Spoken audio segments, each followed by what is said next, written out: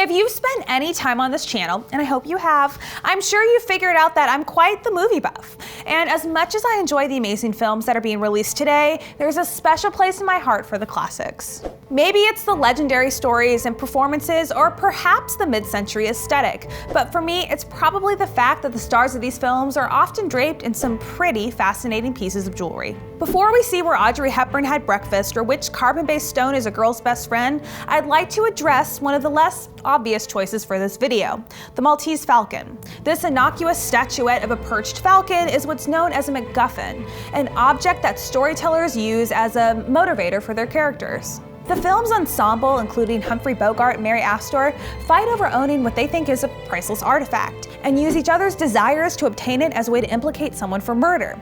But they soon find out that the statue is a fake. But the real Maltese Falcon isn't a fake at all. It's called the Kniphausen Hawk, and served as the inspiration for the one in the film. The hawk is formed of silver and covered in garnets, amethyst, citrine, turquoise, emerald, sapphires, and onyx. Too bad private investigator Sam Spade and his cohorts weren't actually fighting over this jewel-encrusted bird. Funny enough, the lead statuette that was used in the film became so famous because of its starring role, it transformed into an actual priceless artifact and was recently purchased at auction for $1.5 million. Now, you may be bummed to find out that most of the jewelry worn in Marilyn Monroe's classic film, Gentlemen Prefer Blondes, was costume jewelry.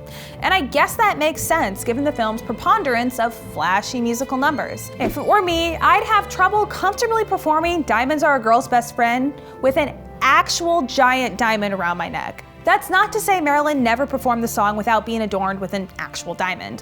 While promoting the film, Marilyn delivered a live performance of the song that became iconic in its own right, partly due to the 24-karat yellow diamond she wore during the song. This pear-shaped diamond is known as the Moon of Baroda and had quite a storied history, well before it became the largest diamond Marilyn Monroe would ever wear. Like many other similarly sized historical stones, its origins are relatively unknown. It was probably discovered between the 15th and 17th centuries in the Golconda mines in India.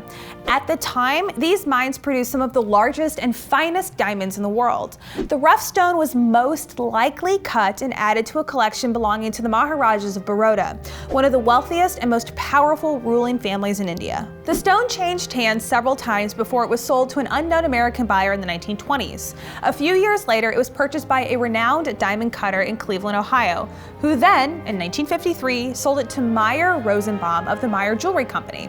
Rosenbaum lent the diamond to Marilyn so she could promote the now iconic film, cementing its place in American movie history. Just like Marilyn and Gentlemen Prefer Blondes, Audrey Hepburn didn't wear any actual pieces made by the legendary jeweler in Breakfast at Tiffany's. Sorry to disappoint. But similarly to Marilyn, she was loaned a pretty intense jewel faceted by the iconic company while she was promoting the film.